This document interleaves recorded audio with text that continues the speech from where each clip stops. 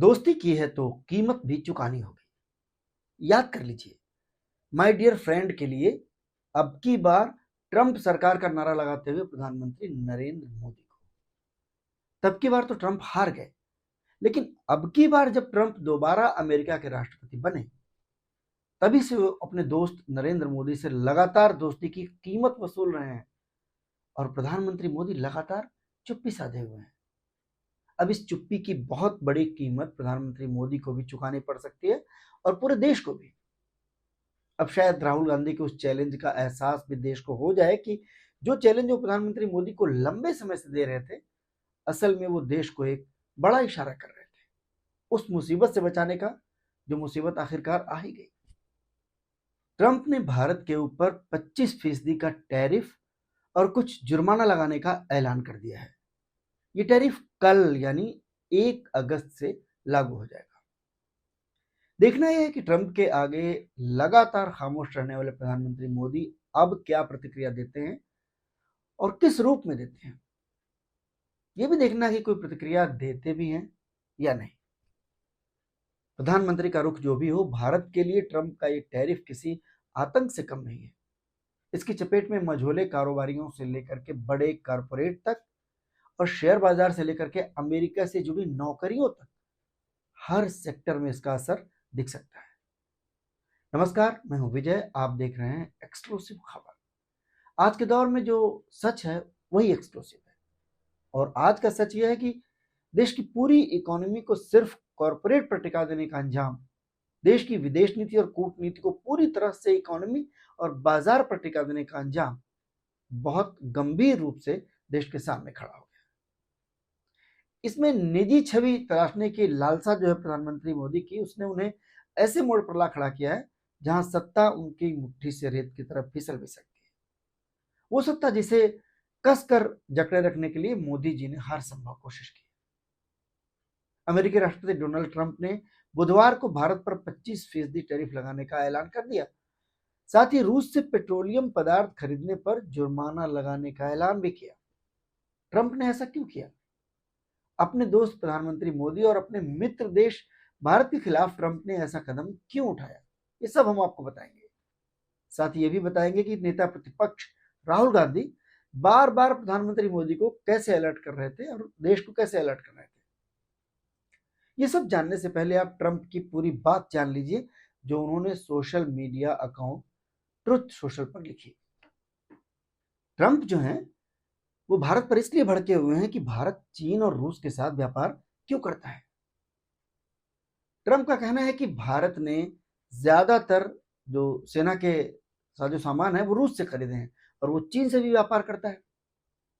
Trump ने कहा कि दोनों देशों के बीच सब कुछ ठीक नहीं है। डोनाल्ड ट्रंप ने अपने social media platform truth social पर जो कुछ लिखा वो हम आपको बताते हैं। उन्होंने लिखा, याद रखें, भारत हमारा मित्र है, लेकिन पिछले कुछ वर्षों में हमने उसके साथ अपेक्षाकृत कम व्यापार किया है क्योंकि उसके टैरिफ बहुत ज्यादा हैं, दुनिया में सबसे ज्यादा हैं, और उसके पास किसी भी देश की तुलना में सबसे कठोर और गैर मौद्रिक प्रतिबंध है। इसके अलावा उन्होंने हमेशा अपने अधिकांश सैन्य उपकरण रूस से खरीदे हैं। चीन के साथ साथ वे रूस के भी सबसे बड़े ऊर्जा खरीदार हैं। ये सब ऐसे समय में जब हर कोई चाहता है कि रूस यूक्रेन में हत्याएं रोके। सब कुछ ठीक नहीं है, इसलिए भारत को 1 अगस्त से 25% टैरिफ और उसके बाद जुर्माना देना होगा। सवाल ये उठ सकता है कि भारत एक संप्रभु राष्ट्र है, कोई और देश ये तय करने वाला कौन होता है कि भारत किसके साथ व्यापार करे और किसके साथ ना करे। इस सवाल का जवाब जानने से पहले आप ये समझ लीजिए कि भारत पर इसका असर क्या हो सकता है और कितना व्यापक हो सकता है। सबसे पहला और फौरन दिखाई देने वाला असर शेयर बाजार में दिखने वाला है। आज गुरुवार है और कल 1 अगस्त है, जिस दिन से ट्रंप का नया टैरिफ लागू होगा, उस दिन शुक्रवार है। इन दोनों दिन शेयर मार्केट खुला रहेगा। इस पूरे महीने शेयर बाजार डामाडोल होता रहा है। घरेलू निवेशकों ने ही बाजार को थाम कर रखा हुआ है, लेकिन आज और कल का बाजार सबसे पहले ट्रंप के इस टैरिफ टेरर का असर दिखाएगा। इसके बाद सबसे बड़ा असर पेट्रोलियम सेक्टर में दिखाई दे सकता है। रूस से सस्ते दामों में कच्चा तेल खरीदकर फिर उसे दुनिया के दूसरे देशों में बेचकर भारत ने खूब मुनाफा तो कमाया। रिलायंस इंडस्ट्रीज भी इस क्षेत्र की बड़ी प्लेयर है। रूस से कच्चे तेल को लेकर ही ट्रंप ने जुर्माने की बात कही है, क्योंकि रूस यूक्रेन युद्ध के चलते अमेरिका और नाटो कंट्रीज ने रूस पर प्रतिबंध लगा रखा है और अब इसके एक्सटेंशन में रूस के साथ कारोबार करने वालों पर जुर्माना भी लगेगा। यूरोपीय यूनियन पहले ही एक भारतीय कंपनी है नायरा, उस पर प्रतिबंध लगा चुका है। पेट्रोलियम के अलावा automobile, pharma industry, telecom, steel, aluminium, कपड़ा, खासतौर पर कपड़ा, प्लास्टिक, चमड़ा, आभूषण और तमाम सेक्टर हैं जिनमें भारत के लिए अमेरिका में बड़ा बाजार है। लेकिन अब ये सारे प्रोडक्ट 25% टैरिफ की वजह से वहां महंगे हो जाएंगे, तो फिर उनकी मांग पर असर पड़ेगा। अभी तक अमेरिका औसतन 3 से 4% का टैक्स ही लगाता था, तो जाहिर है इन सेक्टर्स में काम करने वाले कॉरपोरेट का दबाव अब मोदी सरकार पर बढ़ेगा। इस दबाव से प्रधानमंत्री मोदी या उनकी सत्ता क्या कर सकती है? वो अमेरिका के साथ उस ट्रेड डील को ट्रंप की शर्तों पर फाइनल करने के लिए मजबूर हो सकती है, जिन शर्तों को मानना किसी भी भारतीय प्रधानमंत्री के लिए लगभग असंभव सा है। ट्रंप की उस ट्रेड डील में जो ट्रंप चाहते हैं उसमें बड़े सेक्टर ही नहीं है बल्कि कृषि का सेक्टर भी है। कृषि सेक्टर को 0 या बहुत कम टैरिफ के साथ अमेरिका के लिए खोलने का मतलब है भारत के किसानों की दुर्दशा, जो कि पहले से ही खस्ता हाल है, क्योंकि सस्ते अमेरिकी प्रोडक्ट का मुकाबला करना भारतीय किसान और उनसे जुड़े छोटे मझोले कारोबारियों के लिए मुश्किल होगा। यह कदम राजनीतिक रूप से मोदी सत्ता को संकट में भी ला सकता है। किसानों के विरोध के चलते मोदी जी को 3 कृषि कानून वापस लेने पड़ गए थे, आपको याद होगा। एक खतरा और है और वो चुनावी हिंदुत्व को लेकर के है। अमेरिका के डेयरी प्रोडक्ट भी दरअसल नॉनवेज होते हैं, क्योंकि वहां गाय भैंसों को भी मीट खिलाया जाता है। इससे तो मोदी जी का पूरा चुनावी हिंदुत्व तहस नहस हो सकता है। ट्रंप की शर्तों पर ट्रेड डील का विरोध आरएसएस और उससे जुड़े स्वदेशी जागरण मंच जैसे संगठन भी कर रहे हैं।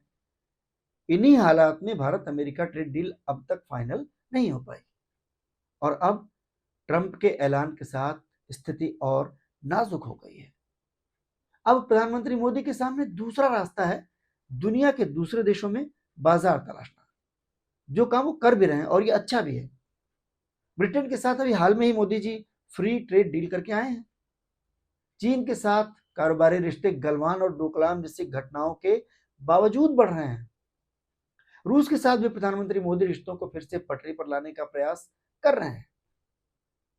एक्सपर्ट्स भी कहते हैं कि ट्रंप के फैसले से भारत को अभी शुरू में तो बड़ा झटका लगेगा, लेकिन भविष्य के लिए ये एक अवसर का दरवाजा भी खोलता है, क्योंकि हमें नए बाजार मिलेंगे। लेकिन अपने ऑब्जर्वेशन में एक्सपर्ट्स एक बात और कहते हैं, जो असल में प्रधानमंत्री की व्यक्तिगत और भारत की भी मुश्किलों का सबब है।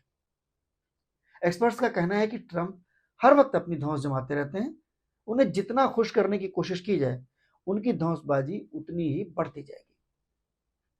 हर कोई ये देख ही रहा है कि वो धौंसबाजी जो है ट्रंप की, वो ब्लैकमेलिंग की हद तक आ चुकी है। एक्सपर्ट्स कहते हैं कि अब ट्रंप और अमेरिका को पीछे धकेलने का समय आ गया है। ट्रंप का बार बार भारत पाकिस्तान के बीच युद्ध रुकवाने की बात करना दरअसल उनके इसी खेल का हिस्सा है। जिस वक्त इस मुद्दे पर प्रधानमंत्री नरेंद्र मोदी संसद में भाषण दे रहे थे, उस वक्त भी ट्रंप यही राग अलाप रहे थे।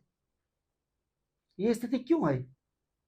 भारत अमेरिका के जाल में फंसा क्यों नजर आ रहा है? प्रधानमंत्री मोदी ट्रंप के आगे इतना मजबूर क्यों नजर आ रहे हैं?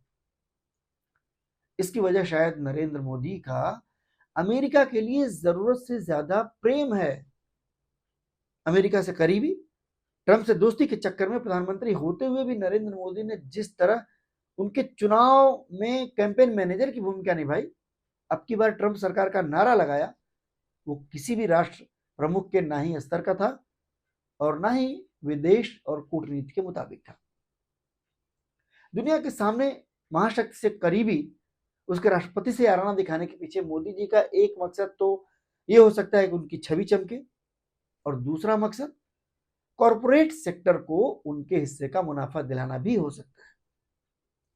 इन हालात ने भारत के प्रधानमंत्री की छवि अमेरिका के पिछलग्गों की बना दी। इसका एक गंभीर नतीजा यह हुआ कि भारत की पूरी विदेश नीति और कूटनीति बदल गई। मोदी सत्ता के दौर में भारत सार्क और आसियान देशों के महत्व को छोड़कर अमेरिकी समूहों में अपनी जगह तलाशने में लग गया। भारत सबसे पुराने दोस्त रूस से दूर होने लगा। अमेरिका से भारत की नजदीकी ने चीन को पाकिस्तान के करीब कर दिया। अमेरिका चीन और रूस दोनों से टकराता है, जिससे चीन और रूस करीब आने लगे। कुल मिलाकर के इक्वेशन ये हो गया कि पाकिस्तान, चीन और रूस एक कतार में नजर आने लगे। मोदी जी अमेरिका को अपना खास समझने लगे, लेकिन विशुद्ध रूप से कारोबारी ट्रंप जब दोबारा राष्ट्रपति बने तो उन्होंने पूरी दुनिया को अपने टैरिफ के डंडे से हाँकना शुरू कर दिया। इस क्रम में पाकिस्तान अमेरिका के और करीब चला गया। मतलब ये कि भारत अकेला खड़ा नजर आने लगा, जिसकी हकीकत पहलगाम आतंकी हमले और उसके बाद भारत पाकिस्तान के बीच जो छोटा युद्ध हुआ, छोटा सा, उसके दौरान भी सामने आ गई। कोई साथ नहीं आया। इसी युद्ध को रुकवाने का दावा ट्रंप करीब 30 बार कर चुके हैं, और वो भी ट्रेड डील की धमकी देकर। जब ट्रंप ने पहली बार ऐसा कहा था, उसी वक्त अपने प्रचारक प्रधानमंत्री को आरएसएस ने अलर्ट किया था। अपने मुखपत्र ऑर्गेनाइजर में संघ ने एक लंबा चौड़ा लेख लिखा था। नेता प्रतिपक्ष राहुल गांधी ने भी प्रधानमंत्री मोदी को अलर्ट किया था कि अमेरिका की ऐसी किसी साजिश या ब्लैकमेलिंग का मुंह तोड़ जवाब देना चाहिए, दो टूक देना चाहिए, सीधे ट्रंप का नाम लेकर देना चाहिए। तब से लेकर के ऑपरेशन सिंदूर पर चर्चा के दौरान भी राहुल गांधी ने प्रधानमंत्री मोदी को चैलेंज किया था कि वो ट्रंप को खुल करके झूठा कह दें। राहुल गांधी ने इंदिरा का उदाहरण भी दिया था कि कैसे अमेरिकी राष्ट्रपति निक्सन की धमकी और अमेरिकी युद्धपोत भेजने के बावजूद इंदिरा गांधी ने पाकिस्तान के 2 टुकड़े कर दिए, अपने दोस्त मुजीब की मदद की और बांग्लादेश बनवाया। अमेरिका के धौंस के आगे वो बिल्कुल नहीं झुकी। मोदी जी को भी वैसा ही साहस दिखाना चाहिए। लेकिन इस विषय पर प्रधानमंत्री की सनातन चुप्पी और अमेरिका के पीछे रहने की पॉलिसी ने आज हालात यहां तक पहुंचा दिए हैं कि एक ओर कुआं और दूसरी ओर खाई जैसे हालात हो गए। अमेरिका टैरिफ का ऐलान कर चुका है। रूस के साथ कारोबार में ट्रंप के जुर्माने और प्रतिबंध का खतरा है, और चीन भारत के लिए पाकिस्तान से भी बड़ा दुश्मन है। ये बात सिर्फ राहुल गांधी नहीं, हमारी सेना भी कहती है। गलवान में, डोकलाम में देश इसे देख चुका है। ऑपरेशन सिंदूर के दौरान अभी हाल में भी देख चुका है चीन का क्या रोल रहा है उसमें। तो आखिर में बड़ा सवाल यही है कि बहुत सारी बातों का, बहुत सारे सवालों का जवाब देने से प्रधानमंत्री मोदी अब तक बचते आ रहे हैं। ऑपरेशन सिंदूर पर चर्चा के दौरान भी उन्होंने जवाब नहीं दिए। क्या वो हर बात, हर स्थिति को स्वीकार करेंगे? क्योंकि जब तक वस्तु स्थिति स्वीकार नहीं की जाती है, तब तक उसका काबू में आना भी मुश्किल होता है। बहुत बहुत धन्यवाद।